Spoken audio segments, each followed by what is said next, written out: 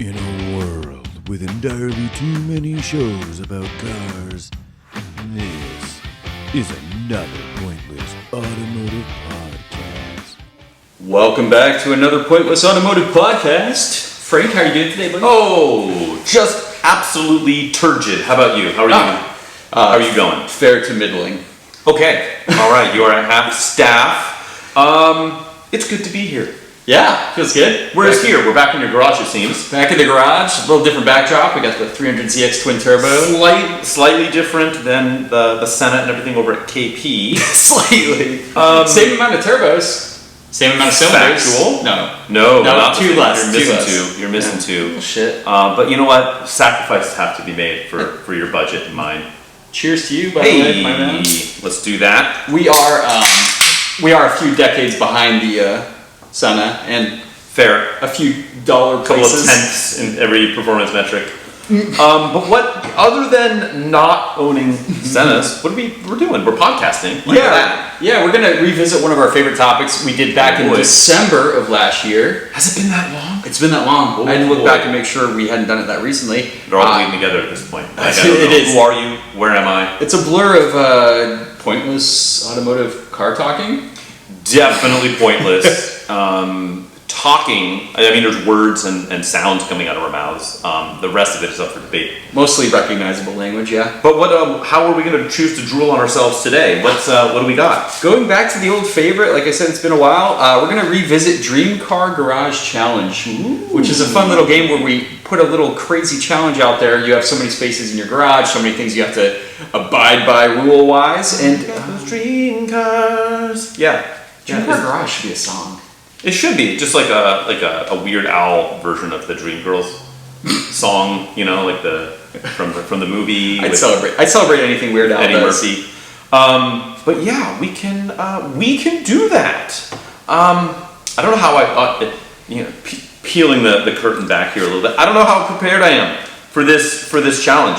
But I'm in the right state of mind, I suppose. Yeah. So that's a start. Good. And hot damn, it sounds like a good time. It does. Always a fun time. And guys, play juiced. along. Leave comments below if you're watching on like YouTube or whatever Yes. medium you are to take in this wonderful podcast. Let us know what your answers would be, because we're always curious to read like where other people's minds are, because we know Yes. our minds or usually in the gutter, but also similar wavelengths. Right, yeah. We tend to kind of traffic in the same nonsense. For good, bad, or indifferent. But I suppose, since you've kind of just set the table, do you want to continue to set the table? Do you want to throw one at me first, or do you want me to come swing in and just go stream of consciousness? Let me lead this dance. Okay. I got to start off. So we'll start off pretty easy. Mm-hmm. So this first challenge, $10,000 total budget. Oh boy. So it's between 3 vehicles in this dream garage. Oh boy. You need to select a vehicle that does serve as a daily.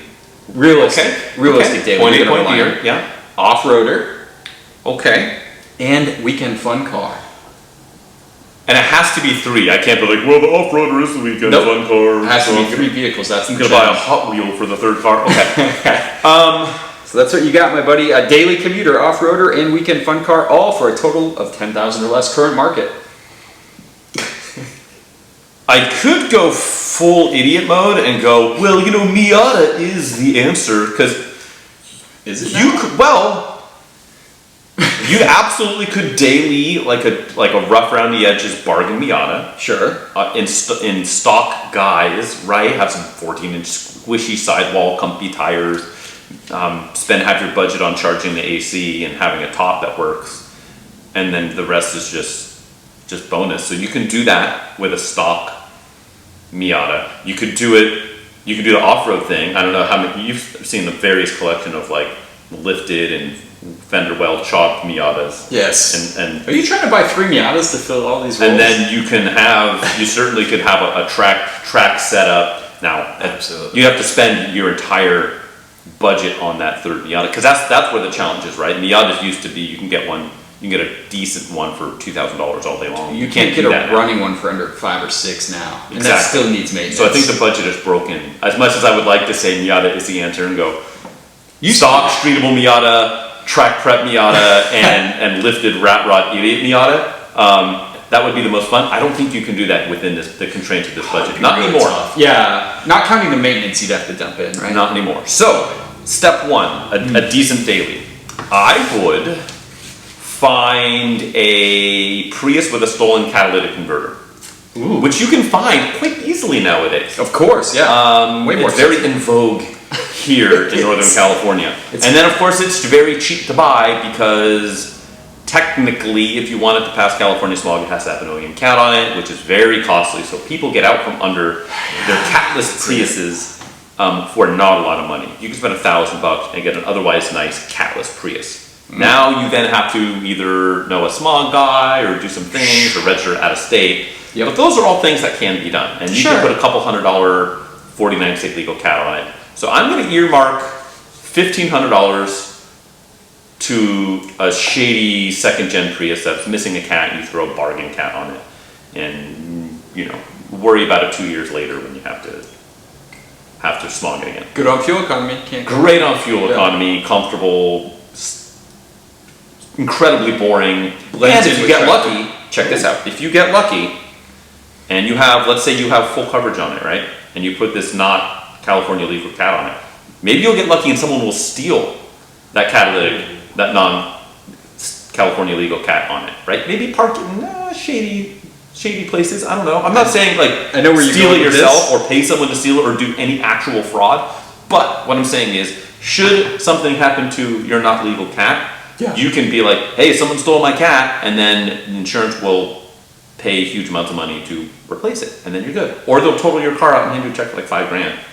Also good. Also good. On the come up. Yeah. So, $1,500 for my sketchy Prius. I now have $8,500 to play with in the coffers. Off-road is where I'm going next. And I would go... Sounds like the start of a country song, doesn't it? Off-road is where I go next. Exactly. We can write... Is that where the podcast goes next? We start writing our own hit singles? Theme songs. Have we? I don't think we've talked about it here. I'm going to go off on a brief tangent. Bear with me. Are you aware that in the 80s, NASCAR made a country album and had all of their main head dog drivers, Dick Trickle and Tom Petty? That was tough. Tom Petty made it, had a track with him. Richard Petty, no relation to Tom, may he rest in peace. Richard Petty had a track on there. Dale Earnhardt Sr. had a track on, and they're all brutally bad. I think that was a double RIP, by the way. It was. Yeah. Double Petty. No pity petty party. No, correct. But they all made country songs.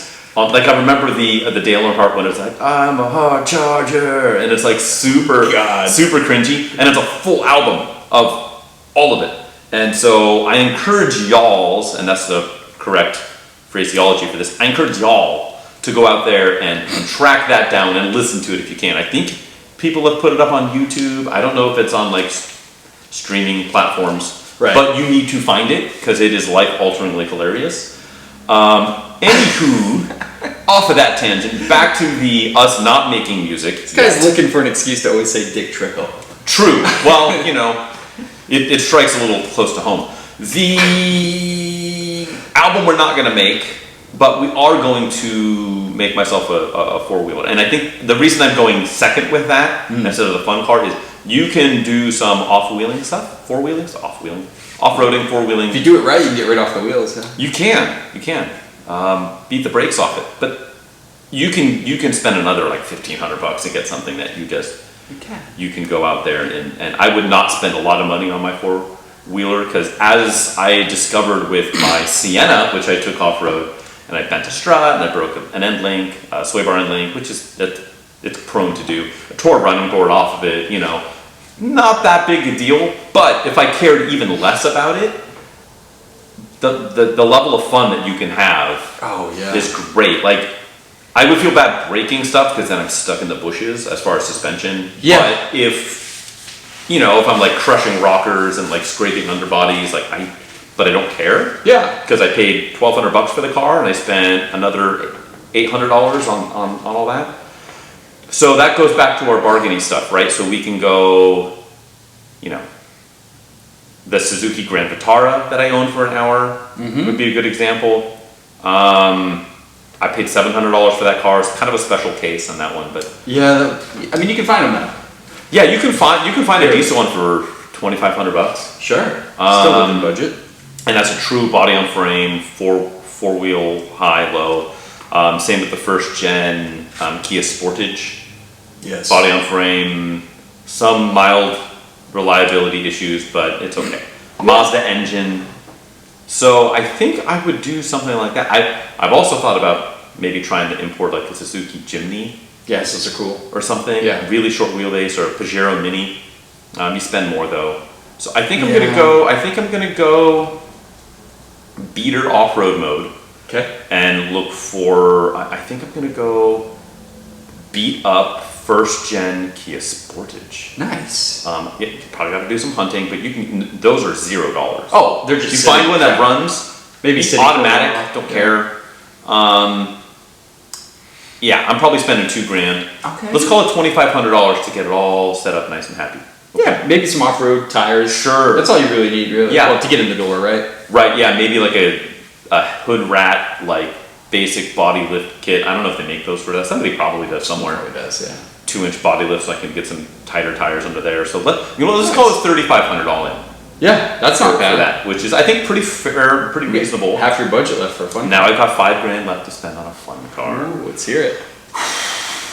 Well, I don't want to. I'm going to attempt to bury the lead. I'm going to find a slightly rough around the edges 986 Porsche Boxster. Yeah, it's getting harder and harder to find though. They are, but it's funny because they certainly are out there. You can definitely get one for $5,000. Oh, it's With hard a manual, it's a little tough because here's the thing: it's probably going to be higher miles, or it's going to need some attention. Just maybe it's got some body damage. Maybe the seats are split. Maybe the top is shredded. Interior thrashed. But this is a dream car garage challenge. Yes. So I have a garage, which means, a top is nice to have, but if I find one with a blasted top, you can definitely get one. You can definitely get one for, $5,000. Because the tops are not inexpensive to replace. They're not insane, but they're not inexpensive, and people don't want to deal with it. And so somebody's saying, "Hey, there's a big tear in the top, or the rear plastic window is completely opaque and it's falling out." And it's a Porsche, so the interiors count. So if the seats are shredded, you can get a good deep discount usually too. Yeah, and then you can find somebody parting one out with a blown motor or wrecked, and you get seats later. So fun car. I'm spending $5,000 on a 986. Probably ends up being an early Boxster. Oh yeah. But that's 2.5, mechanically pretty sound. $5,000. I like it. Hopefully, if I get a good enough deal, it's hard to get one for under $5,000, but maybe you can, throw some decent rubber on it. Yeah. Strip it out, put some buckets There we in go.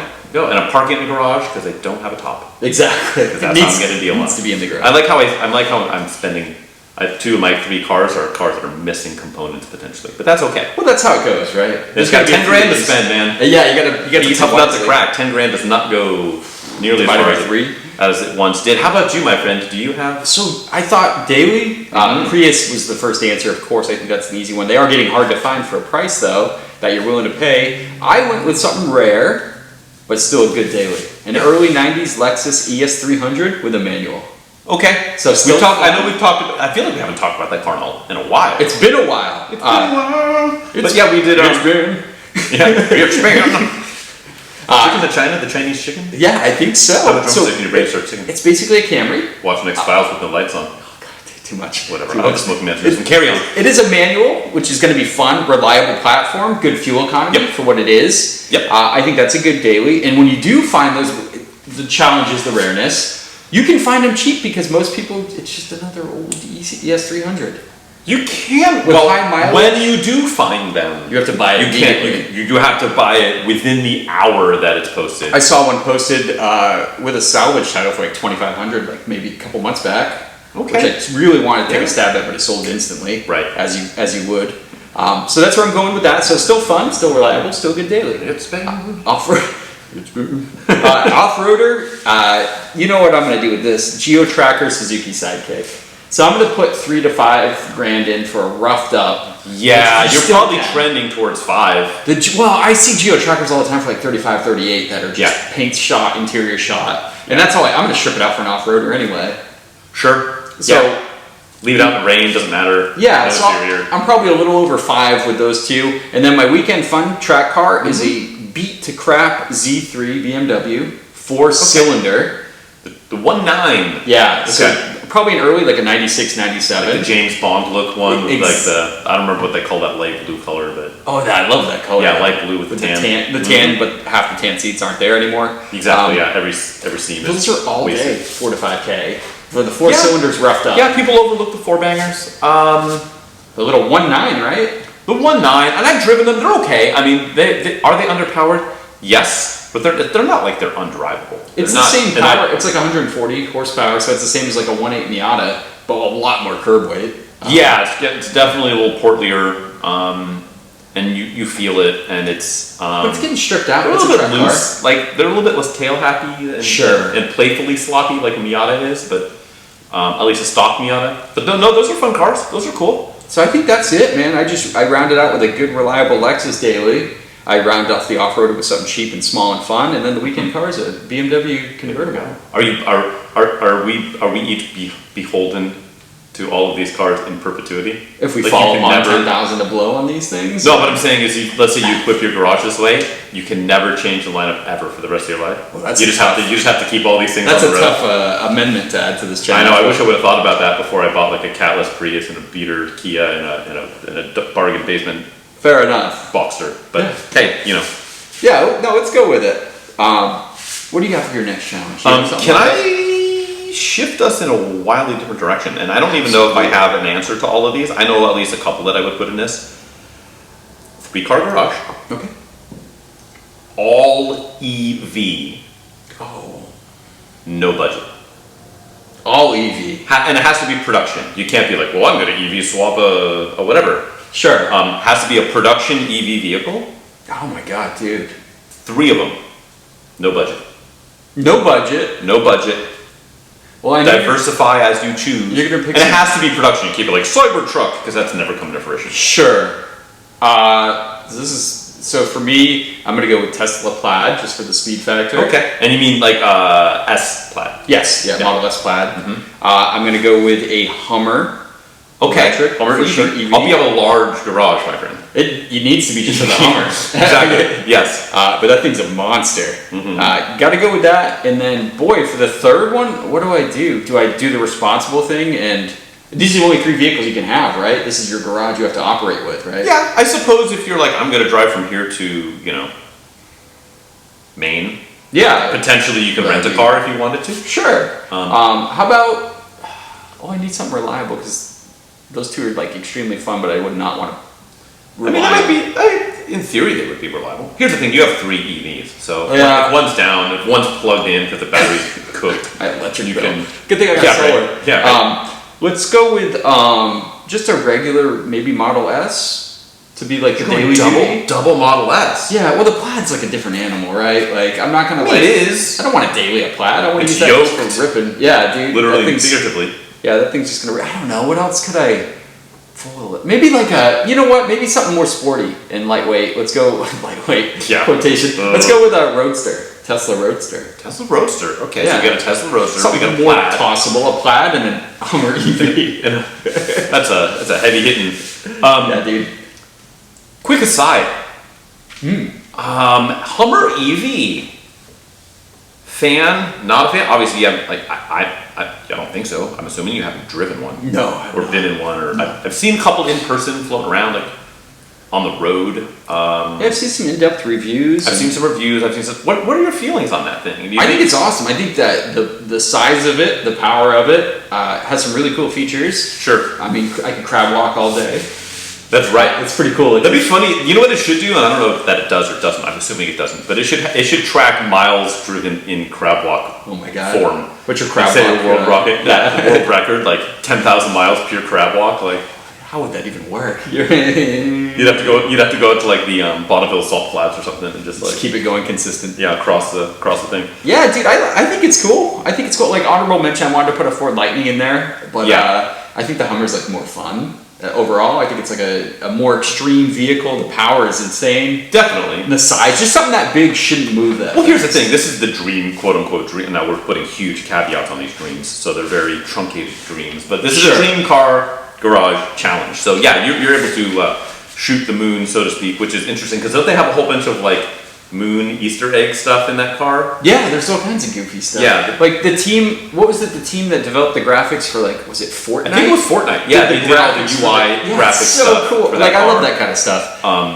Yeah, dude, I'm happy with that garage. In a plaid, so I can just like literally like, you know, traffic light drag race anything into the ground. You know what would be fun? It would be completely disastrous for everyone involved, but it would be fun. Well, same with the Hummer. You just hook up like 15 tow straps between your Hummer EV and your plaid, and you both 3, 2, 1, go, launch control both of them in opposite directions in a form of tug of war. The world would rip in half. I think it That's would. a Yeah, lot of torque. it would be really painful for everything and everyone. Yeah. But boy, think of the clicks on your YouTube video. What's up today? We're gonna. Think about repair bill. But the Roadster too would be a cool thing to throw in there too because it's so different, right? Like I have a stretched Lotus Elise in my And at this garage. point, it's almost like they're a getting pseudo classic. They're right? appreciating, yeah. Yeah, because it's like classic EV. I was thinking going in sort of a wildly different direction. Okay. So first off, I would also do a truck, but I think I would go Rivian. Oh. I like the Rivian better than the Hummer EV. It's a little fair. smaller, it's a little more compact. At first I was like, I don't like the look of the Rivian. I thought it looked stupid, but it's absolutely grown on me. Yeah. And I really like the color combo stuff. And I'm a color combo guy. Like you can go like forest green exterior with bright screening, like, did they do a yellow interior? I know they do a yellow exterior, and I know they do like an avocado green interior. They do an avocado. I love the avocado green. Like you could go like bright yellow exterior with avo green You interior. go green on green I would would do be green kinda on cool. green. Yeah, green on green would be my selection. You know, you've got the gear tunnel and some other kind of hokey, gimmicky stuff, but still practical and usable. I would be a little afraid of. I've heard some like nightmare stuff about like support and service from Rivian. You're kind of out on an island, like you buy Dream it, car, and baby. it comes up, and then yeah. You know, obviously, but I got there's two no other object. EVs, right? Yeah. One of them, the other one is I'm gonna go like classic. Give me a GM, the EV1. Remember the Saturn looking thing? Oh, the old original. The OG. EM1? Yeah. What's it called, an EM1? Was it EM1? I thought it was EV1. EM1. Could be EV1. I thought EM1 was an old electronic paintball gun made by Kingman, like the Spider EM1. Thinking of the band back in REM. Oh, REM is another different deal. You might be right. It might be the I EV1. think it's the EV1. Either way, there's like one hollowed out shell in a museum somewhere, like the Smithsonian. Yeah, the something EV1. like that. It kind of looks like a Geostorm mixed with a Saturn. Mixed with Saturn bloodlines, and then but then the rest are like literally crushed into a cube and buried in the middle of the desert. As they should be. No, that's like literally what they did. They recalled that because they leased them out only, and then people are like, I want to buy my lease. They're like, yeah, we won't let you, and so they rounded them all up and crushed them and buried them in the desert. Are they buried next to all the ET cartridges for Atari 2600? I think they are. They're adjacent to that. Both of those true stories, actually. I know. Yeah. I have the funny thing is, I have 2 copies of ET for Atari 2600. Oh, you and I've do? actually beaten that game. Oh boy, Which like is the one of most few broken people. game It's ever. so broken. Have you ever played? Again, this is gonna be the tangent episode, I think. Have you ever Well, that's new for played? us. Have you ever played Big Rigs Over the Road Racer? It wasn't on Atari, but It was not on Atari. It was a PC game. Yeah, it's usually. And it was notoriously broken. Where like There's no collision detection. You can. you just like go right up and over. Yeah. You like run into like a skyscraper and just go straight up it. And they had a thing where like somehow there was no limited top speed in reverse. So if you just hold down reverse, you'll perpetually accelerate. And so you can be going like 10,000 miles per hour, just like off the map into voids, just like. It's wild. Did you know there was one of the best Easter eggs in that game? Well, it's like a secret menu you can access. There's a lot lizards mini game. Get out of here. Where you can park and it's like super graph. No, I made that part up. Okay, get out of here. There's no lot lizard mode. How cool! Everybody goes out and buys it. Yeah, super. Yeah, exactly. But there is the best is like when you win the race, right? Which is every part of that game is broken. You win the race. It says your winner. But Yes. it's like YOUR space winner. Your winner. It's like, wait, what? I do like the lot lizard mini game. That would be good. We should sweetie, how long you parking for? smoking out of her trach hole. I was gonna say vagina. But Well, you know, that's an advanced level. I haven't gotten that far in the game yet. So I've got the EV1. Mm-hmm. I have myself a Rivian. Yes. Okay, so I got a truck. I have a, what are we gonna call the EV1? I don't know. I struggle to call it like a sport coupe. Interesting car. Be fun at Cars and Coffee. Here's the thing. I feel like the Rivian is such a good all-arounder that both of my other, like the EV1, which is like the ultimate Cars and Coffee mobile, I almost feel like I want to go something else silly for my other one. Do you remember in the early 80s, like the Mark I Rabbits, they made EV converted ones? Mm-hmm. I saw one literally like 2 days ago. That's driving down the road. It was tan, 4 doors, it'd be a big electric script at the bottom of the doors. Yeah. And just some guy, whole guy in his mid-30s driving it. And just like, what? Like, I was very intrigued by it. Yeah. Give me one of those. Yeah. Give me one of those. It probably has like a 15-mile range. It's a death trap. It's like the world's heaviest Mark I Rabbit. It's probably just got like a dozen lead acid batteries in it. But that's what I want. That's my triple EV garage. Okay. Very cool. I've got a challenge for you. Oh boy, give it to me. Give it to me straight, Doc. We're good. Yeah, we're doing good. So, here's a fun one. Yeah. You have 3-car garage again. Okay. Stack it with the most unreliable cars you can think of, my friend. It's all, and you can give me details, so you can say like high mileage or this issue. You're saying this to a man with a 924 turbo and a DSM product. Yeah, you're like 2/3 currently. Yeah. Boy, I'm gonna have to go with a 5-speed manual, carbureted, so early, Maserati bi-turbo. Oh, didn't even think about it. Maserati. I gotta go Maserati bi-turbo because every aspect of that car, other than I suppose maybe the actual structural integrity of the vehicle, like I don't think they're known for rusting, but who knows? I mean, it's not like they don't rust. It's not like they sure, but it's not like it's not like an E46 rear subframe, or it's not like it's not like a late 70s Japanese product where they're just like or a 230Z, yeah. Exactly, yeah, like the early Japanese stuff. So I'm gonna go with a 5-speed Maserati bi-turbo. I saw one at a show a couple of weeks ago. I forget how small those cars are. They're not that big. Super small. They're probably. I feel like they're almost smaller than the 300ZX behind us. Which is not a light car. Not a light car. I mean, this is technologically advanced and dense. But like the bi-turbo, it's just a small little car. It's got a back seat, but it's small. There's a way. They're kind of ugly, but I think you can make them look. They're kind of cool looking. They're kind of cool, but they're kind of ugly. Interior was neat. I thought like overly like plush, like crinkled leather on everything. Every surface. Okay, so even the odometers on those things break. Like everything breaks on those. So I want one of those. I also want. Should I go around the world? I'm gonna go with a boy. It's funny. Like American cars. I mean, they're not unreliable, but they don't have the air of Japan. The clout of reliability. So the gout. The gout. There's no gout about it. That's what the American cars get. The gout. I'm good. You know what I'm going to go with? I want to. The bi-turbo's a little sporty, right? It's a little cruisy, but it's a little sporty. It is. Especially the manual. With turbos, it's in the bi department. Yeah. So I'm going to go with an early 80s. I'm going to go with call it an 81 Cadillac Seville diesel, factory diesel. Were the ones that they basically rushed to market. And are there any of those on the road anymore? I'm sure there's a few, but I'm going about ready to bend a rod and blow a head gasket.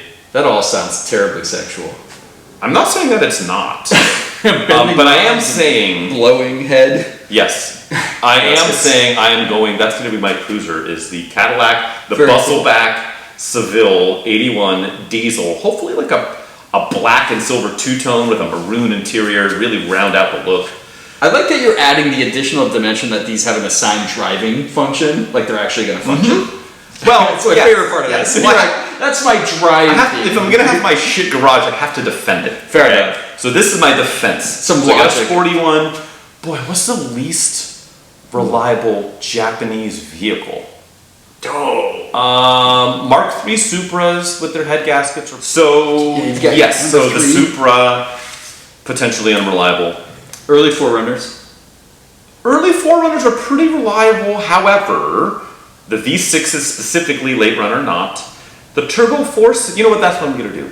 It's not, but it's not that unreliable. It's unreliable for They were Toyota. super rusty, like Fairly rusty, but you know I've had two, and both of them were pretty good rust wise. But we're in California, anywhere else in the country. But that's where my garage is. It's here in California. That's true. So you know, relying on it rusting is not a good power move here. If we were in Cleveland, that would Well, be you could different. say you're buying a high mileage example from like New England. Ship it in. And that just- I have to like outsource my shittiness. So I could go first gen 4Runner 22RE Turbo, which would be cool, but it's not. It's merely unreliable for Toyota because those ones cracked. The turbos themselves were garbage. I mean, rotaries are relatively unreliable in the world. You know what? FD-RX-7. I'm going bone stock FD-RX-7. Not turboed. Well, they're turbo, factory turbo, FD. Okay. Yeah, so, 93 to 95. Okay, FD, gotcha. Yeah, not FC, FD. Interesting. With the twin turbo, with that vacuum nest of madness. Really cool car. Super cool car. Very unreliable. I wanted to add an unreliable truck to my stable, but I would prefer the FD-RX-7. I think that has to exist on this list. I almost overlooked it. Yeah. By golly. And that might be one of the most unreliable Japanese cars. Yeah. I mean, I'm telling you. Boy, what color? Silver. I like that car in silver. I'm not a silver guy, but that car in silver is just, it's handsome. It's good. It's staid, and I want it. How about you, my friend? So, similar vein as your last guess, I went with the one that's not worth keeping. The Mazda RX-8. Yeah. My example would be high Renaissance. mileage, original engine, no pre-mixing. So where they put the oil in the fuel to keep the rotary from, wearing itself out. Question. I'm not real big on rotary knowledge. However, does pre-mixing just absolutely murder your cat? So you're not supposed to run cats if you're doing like an aggressive pre-mix. Okay. Yeah. So it's like the trade-off. I wonder if you could do some sort of like lake pipes, like hot rodders will do, where it'll be like that exhaust cut where like you flip a switch, Sure. and it'll dump wide open instead of going through your mufflers. I wonder if you can do that specifically for like you can build in your own rotary specific lake pipe. Where what you do is like it just circumvents Sure. the cats. So like when you're running premix, but then it's I'm gonna have to run I'm gonna have to pass smog, so I'm gonna. But the thing is, like, most states are non-smog states. California is like super exceptional with their smog enforcement. Okay. But we are in California, so let's make it more unreliable with cats still in it, and I'm not premixing anyway. Do you remember? I don't know how many episodes ago it was, but we were talking about. I was like, why don't people? I feel like everyone should be LS swapping their RX-8s. They should, but it's expensive. Right after that episode, several days later, I'm stopped at a light and the RX-8 rolls up. Yeah, just totally LS swap. I'm like, oh, look. That's awesome. It is done quite a bit. Yeah, but like all of them should be that by now. Like all of them. We're getting there. Eventually, yes, time will win that battle. Yeah. All the LS. It's stacked against the rotary. Okay. Our second choice, Nissan Leaf with 200,000 miles. Range. Do you think there are any Leafs with 200,000? I've seen some like 140,000 examples. Ooh. So here's the deal. This is 200,000 miles, range of 18 miles. Battery only shows 20% when fully charged. Yep. I think that's an unreliable car because pretty soon you're gonna get to the point where the battery won't even operate the vehicle, right? Yeah. So that's my second most unreliable cars. And then I went for something fun. Oh boy. Because you picked a fun car. The RX-7 they're not fast, but they keep. The response is good, so they're kind of fun. Used to be. And you drive like an idiot. Yeah, but your ones. If you're pedaling it, you're getting like 2 miles for the tank. Audi S5 B5, that was the twin turbo 2.7, correct? Where it was like service position was the whole front clip off the car. That was the Wait, S5? S4. S4. Oh, S4. Sorry. Yeah, sorry, B5 sorry. S4. Sorry. B5 S4. Yeah, 2.7 twin turbo. Lots of things go wrong with those cars. So in this scenario, that's what I just said. It's a good car, but listen, this one has 350,000 miles. No, it was doesn't. owned by a drug dealer. It doesn't exist. This car's a myth. Yeah, things to consider. Things to consider. What you might find all hidden and stashed in various components of that car in order that you be able to sell to then support the continued upkeep and maintenance. I mean, not a successful drug dealer if he's driving an early 2000s Audi. Hey man, he's drug dealer sleeper. You know, the drug dealer that gets caught is homeboy rolling around in his silver ghost or whatever. That's my unreliable garage, and I think that's a pretty good one. I think those are 3 cars that you will not honorable have mention when you're talking about Audis. I would say is it the C3 chassis? I don't remember my chassis codes in Audi land so much. I think the C's might be all that, like the S8s. But the 2003 only, we got it here, the S6, the twin turbo V8. It's so cool though. Incredibly cool. Incredibly turbo. They just destroyed transmissions left and right. Because it only came with an auto here in the States. Only an auto, and they just got wasted. Fun fact, like if that came with an opportunity to buy one of those for like $8,000. We all have. Like a super nice one that had $20,000 worth of services in the prior 2 years. Right. And I didn't have the coin at the time. It was right as I was quitting the safe corporate day job, so I didn't have the coin. Serious question though. Yeah. If we did get the 6-speed manual here, how awesome would that car be? Genuinely dope. And like unobtainium, right? Out of all of that generation of like the sleepery muscle cars from Germany, right? You have the E39 M5, but that was kind of transition period to the E60 M5. But then you also had the E55 AMG. Out of all of and then that car, I think that's probably my favorite. I think so too. I really like the E55. I think my favorite is the Audi, but if I had to own one, it'd probably be the E55 or the E39. E39, hands down, my friend. It only came in a 6-speed manual. I know, but the upkeep on those is so much more. That's what I'm saying, livability. It's appreciating though. E55s are so cheap, and still, they are unless it's got miles on it. Yeah. If it doesn't have miles, you can get a cheap E39. In fact, I know a guy that's looking to get rid of a 200,000 mile one if you want one. It's very well maintained, but Blackstone Lab Oil. Early one? It's a 2001. Oh yeah, early one. Or one. Huh. I think? I don't know. Really? Like cheap? Yeah, the guy's supposed to email me. He bumped into me a show. He wanted me to do some photo work, but he was like, I don't know if there's enough meat on the bone because it might not be enough. I don't remember the color, honestly. No, it's black or silver. Cosmos Black, it's metallic black. At least it's metallic. My least favorite though. At least it's metallic. Yeah. But 200,000 black paint. But yeah, that's a good honorable mention. That's what I got. Should I throw one more? How much time we got? We got a little bit of time. Can I throw one at you? Please. And then I got a really fun one. Well, I got 2 really fun ones. You have a good one? I do have a good one. Yeah. I'm going to do this though. Well, I will let you make the determination if it's good or not. So the late 70s, early 80s, kind of dog shit. Horrible for cars. Yeah. Like notoriously so. Yeah. Fuel economy, gas prices. 1981 was the very first year of a standardized VIN.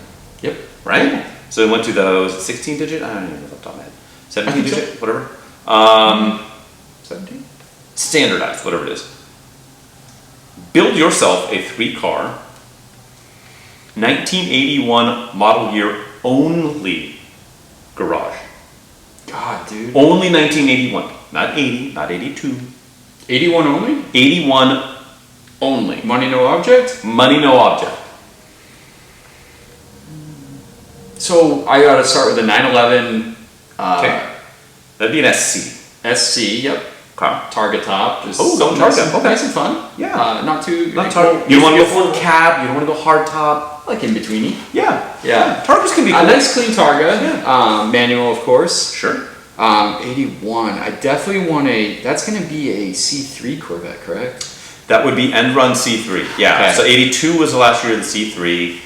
81 and 82, I believe, got the Crossfire fuel injection, and I think you were good. That bumped you up to like 200 horsepower, maybe. Yeah, that was the nice. That was the 200, C3 maybe to own. 220. Yeah, I would grab a really clean, low mileage C3.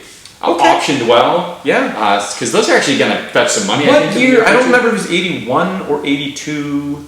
They had the like Indy Pace Car edition, where it was like the black over silver two-tone and had all the checkerboard like flag, like Indy Pace Car edition. Growing up, the guy at the end of my street would have one of those. I think it was 81 or 82. I always like to see those outside a trailer. Like, the guy made a great choice, right? It's like, exactly. I could tow my house around, but at least I have a Corvette. At least I've got a bitchin' vet. So yeah, I'd take one of those, like a really clean one. Mm-hmm. Have that, the Porsche. I think that's a pretty good garage so far. And then what did Ferrari have at the time? It wouldn't be the Rosa yet. 308. No, you didn't have a Testarossa proper. You had the did they have the 512 BB, the Boxster, which we never got here? That was the flat 12. That was the precursor to the Testarossa. I think that was around in 81. I think it came out just before that. I think it came out in like 78.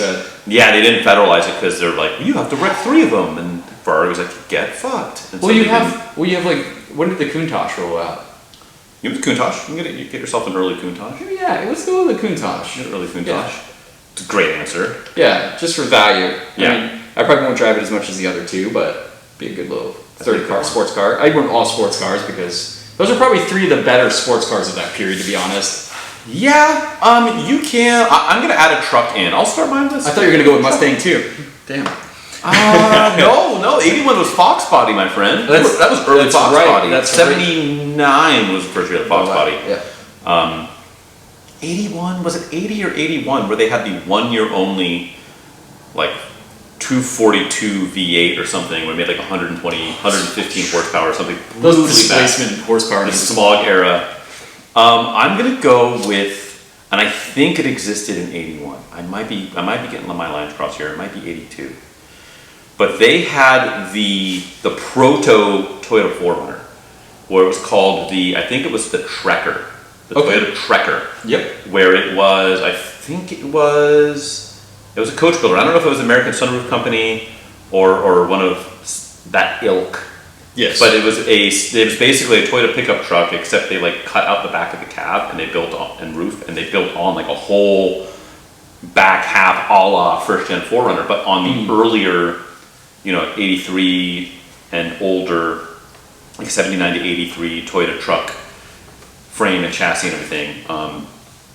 It's like a big fiberglass integrated unibody shell situation. Sure. And they're very cool, and they're 4x4, and they're awesome, and all of them in my brain are that like 80s, early 80s tan color. Gotta be. Yeah. So I'm getting one of those. That's gonna be my camping rig, 4-wheel drive. Nice. What other 2 cars you've thrown in this garage? I wanna go a car I kinda have already. Although mine's an 82. But I want a 924 turbo. Okay. A very, very nice 924 sorted turbo. style. It's different. It's more unique than a 928 or a 911. Yeah. It's sporty, maybe Euro spec. So I have like 180 whatever horsepower instead of 154. Like the US cars. I'm gonna do that, and then I kind of need. I'm gonna go way off the script here because I should pick a Toyota, right? I should go like an 81 Celica Supra, but those cars, which I've owned, but they're kind of not that great. Problem is, again, 1981, they're kind of not, nothing's really that great, right? And I don't know if I want to go Ferrari.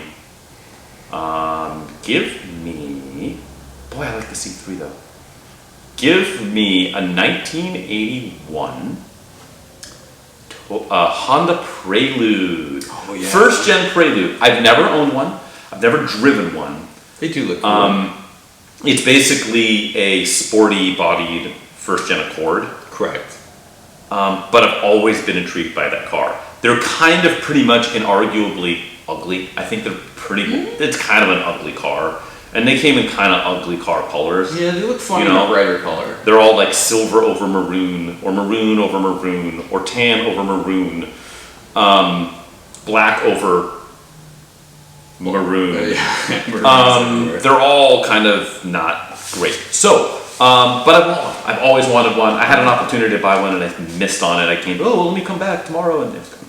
We did pretty good for the Malaise era, man. I think that's what I'm doing. We picked 3 good cars. I want to move on to the next one because I really want to ask you this one. Oh, please, fire. So let's go. I'll see if I can speed around it. You have 3 car garage option again. Okay. The whole goal here is to prevent women from sexually mauling you. Now, this is a post-apocalyptic setting where we are the last 2 dudes. Oh. And the women are like these roaming bands of just savages looking to like secure us. But we need to find milk us for our seed, if you will. Literally. Okay. Literally. 3 cars that will prevent them from choosing us. Oh boy, the anti-seed milker. I'm gonna go first off, full on pedo van. Yes. So, which might backfire because they might be like, well, there's a bed in the back of that thing. Mm-hmm. But at risk of that, I'm gonna go like a 1978 Dodge Prospector, van. 318, open exhaust, poorly tuned, so it's like backfiring and stuff. Perfect. Pedo Bear sticker in the back window. Free candy spray painted on the side. Yeah, definitely. Have whatever, Aunt Hillary's cheese pizza or something on the side. Go full conspiracy theory. So I'm gonna do that. I'm also gonna do what you should not do is a minivan, because that will get the ovaries pumping.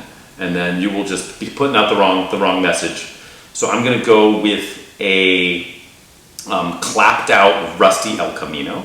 Okay. Going El Camino. Smart. Late run El Camino, like an 86. Ooh. 86 El Camino 305, burning a lot of oil. Sure. And then I'm going to go with I feel like I need a Swedish product. No, those are too conservative. Let's go IROC. I'm going IROC. Dude, you're gonna get some cougars like mauling you. Maybe. Boy, that's a tough. Yeah. What's the worst? I mean, that's fair. Yeah, that's because the younger. It's got no paint on it. Okay. It's got no paint. No point. They all have exhaust leaks, but typical exhaust leaks. Yes. Again, 305. I'm just going to rag on the 305 V8 for a moment. We can see that. But yeah, that's what I'm doing. How about you? That's pretty good. I did actually go late 80s Dodge Caravan because I was looking for women that would be attracted to men nowadays, and I couldn't imagine picking someone up in an old Dodge Caravan. That's right? fair. I got your angle was great. I thought that you could put a lot of kids in there was good. But like, he's a family man, and not only do I need any man because I simply am just using this person for their seed, but. We're talking potential for pulling ass, so I think the Dodge Caravan is extremely low. The late 80s, especially. I'm thinking this post-apocalyptic wasteland where I'm trying to you know what? Actually, I take one back. That last one, I take it back. I'm going a Sherp. You know what a Sherp is? Yes. I want a Sherp. You're really trying to avoid these. It'll truly be able to get away and traverse rivers and stuff in this horde of I meant in the sense straight up we will capture you. I do like that. I think, but I took it in the sense if you open your garage door and they see this is your fleet, that they're like, gonna take a hard pass. A Sherp might do that though. It's so intimidating and crazy looking. Doesn't even look like a vehicle. So Chrysler PT Cruiser's on my list. Okay, fair. Doesn't really get the juices flowing. Yellow? What color are you going on the PT? Oh, I would say purple because I like the purple ones the most, but I think that's the least attractive. GT Cruiser panel. First gen Toyota Prius. Mm-hmm. If you open my garage and see those 3 cars sitting in there, boy. I did have a last one that was kind of like a little love song to you. I think I'm short on time, but real quick. Yeah. How much do you love me is this category. Oh. And I'm going to buy you 3 cars. I'm going to buy 3 cars for Frank that he will adore. You ready, Frank? You just have to approve my list. Okay. 1970 Hemi Cuda Lime Green Metallic. Sure. Not my favorite color. I prefer the darker green, the ivy green, but okay. I had a feeling you were we're in the same. But I gave you 70, the best year, best 425 horsepower V8. And I like green. Yes. So okay, I'm on board. Toyota Celica GT4 ST205. Yes. If I bought you one of those, you'd be happy. That'd be great. Somehow track down a left-hand drive one. There's not a lot, but they exist. Yep. And then get one out of Malaysia. I'm a little iffy on this one, but I get you a 2005 BMW M3 in Laguna Seca Blue, low mileage manual. Excellent. I don't know if that's my favorite color. I do like the color a lot. I like that car. Yeah. I really like Imola in those. I don't want to go Phoenix Yellow or whatever they called it before that. I like Laguna Seca Blue. I think they're. Laguna is. It's not my I don't know. It's so good though. Yeah, That's a good garage. I'm on That's board. what I would buy you, man. Those I'm on three board. cars. Ooh, do I have to quick spitfire? If you off can, yeah, you got to play me, man. What do you got? Oh play the room. boy, I'm going to buy you the world's nicest NX2000, Nissan NX2000. Okay, I'm going to buy you an NA Miata with a Mazda Speed Miata drivetrain swap. Yes, please. And I'm going to buy you a very, very end run Eclipse GSX. Like last year in red over gray leather, Giant just the way they spoiler. drew it up. Yep, giant spoiler, like literally the last one to roll off the assembly line. Oh, that's great. That's what I'm gonna put together. Honorable mention would have been having a quad 4 car in there somewhere. True. That's true. That's true. No, but there's those- so many to choose from. Yeah, those are excellent. Okay, Those are. do we need to quiz? Excellent. I think you're supposed to destroy me. I think right now, right? You're supposed to just To take. quiz all over you. Why don't you, Yeah. if you mind setting up the game, I'll get my ad up and we'll get to business. We can do that. I'm going to close my laptop to confirm there's no impropriety and cheating in this game because it is a very difficult, challenging game in which Chadwick here is going to ask me, Frank. He's basically going to quiz me in the form of he will read a print ad from a magazine from the 80s, 90s, or early 2000s. And it will be upon me to guess what make and model of vehicle this ad is about. He will redact out any identifying information. I will get 3 guesses. And between those guesses, should I not get them correct, I can ask for a bit of a hint. Should I need it?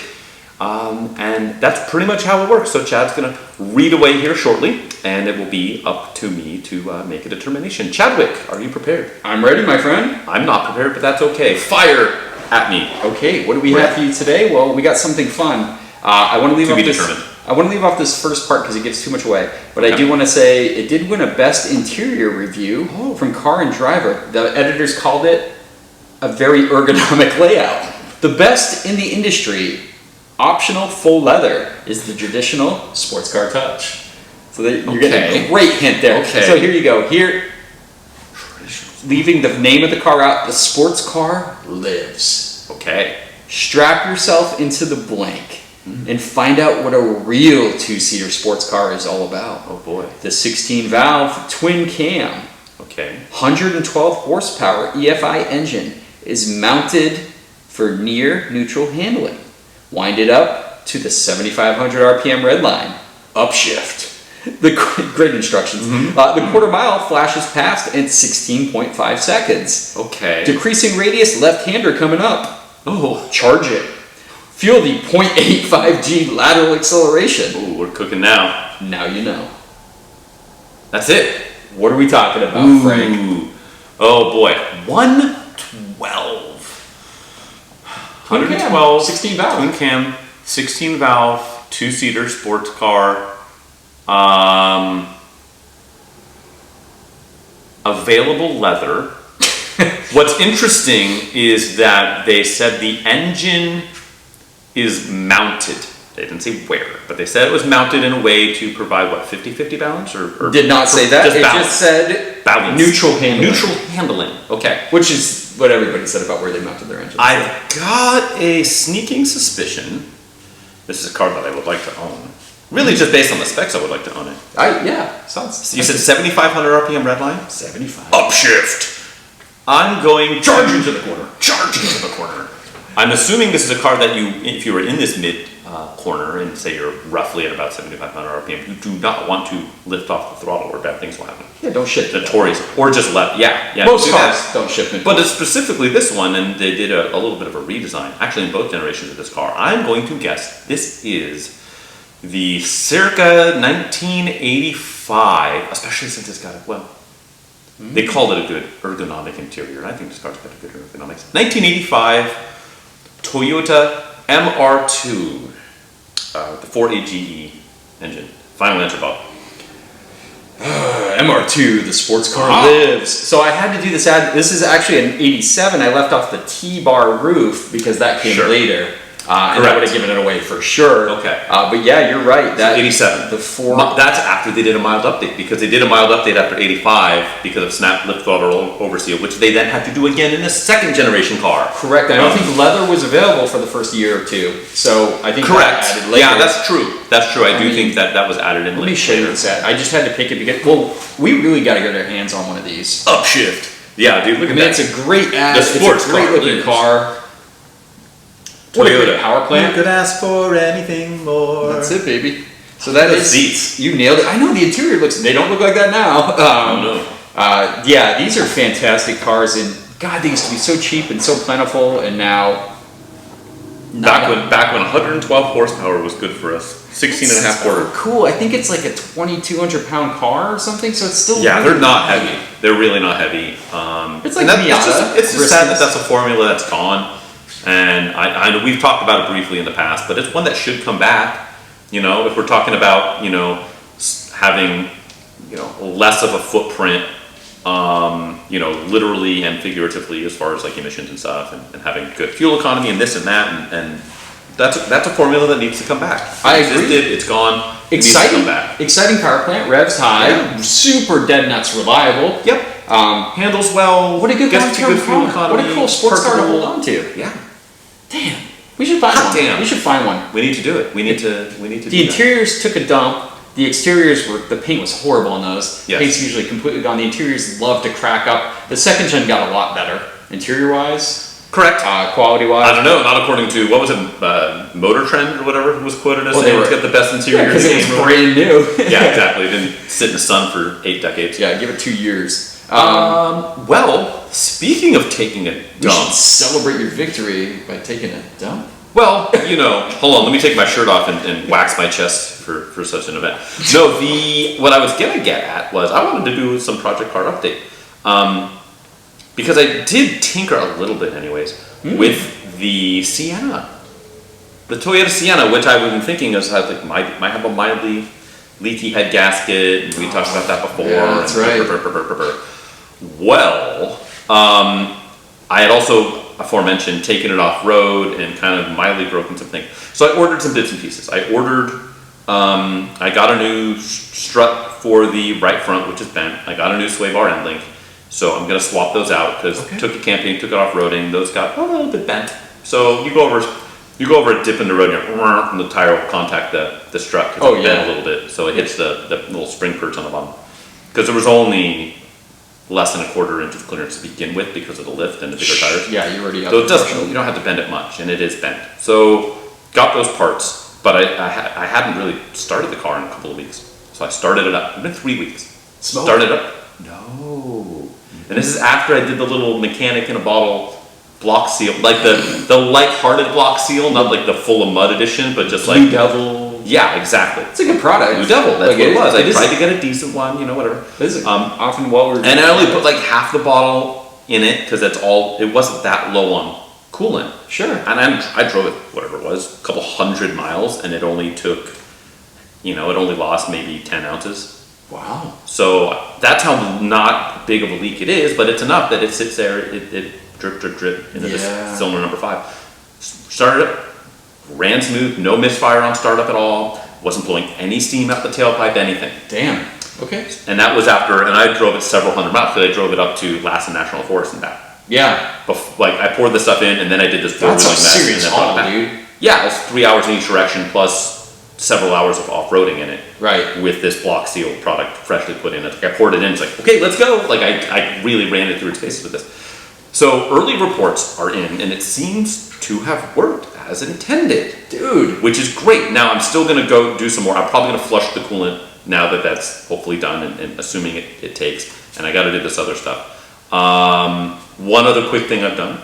I yoinked the seats out of the 924 Okay. because I had seat covers for it, and I found an upholsterer near me that will install these leather seat covers I had for $300 a pop, which is very reasonable. So $600 total. Yeah, and It's other a places. job, dude. Have you ever it's a tried pain it in the yourself? neck. It's a pain. Yeah, in and the I, butt. frankly, I just don't have the time to do it. Yeah. And it's been something I've been needing to do. I need to sell the car, and this will greatly increase its value. Huge, yeah. Because the other ones are just blasted. You're just Yep. sitting on exposed foam, and so Drop them off the upholsterer. He's gonna back project. That's awesome because it is a nightmare operation. I'm about to do it on the Miata, and I hear you. Yeah, Outsourcing that is a great idea. Yeah, so that's effectively done, and that's kind of really it for the updates and the progress for now. How about you, Monsieur? Dude, my PCP lately has been selling cars, so I haven't Good. updated on the podcast lately. Right. But I sold the Accord V6 manual. Good, Meaning- fun car, great car. That guy's gonna be happy with it. Performance number was out of this world, and the condition is out of this Yeah. world. The Porsche Cayman S, pretty much immediately after that. Sold that. Had that car for a little over 2 years. Yeah. Almost 3 years. Also a good car. Great car. Just had to free up some funds, Yep. move some stuff around the garage. Yep. So, and I secured that 97 Miata I spoke about. Correct. That's out to my I don't brother. see it anymore. Yeah, it's out to my brother in Virginia, which Brilliant.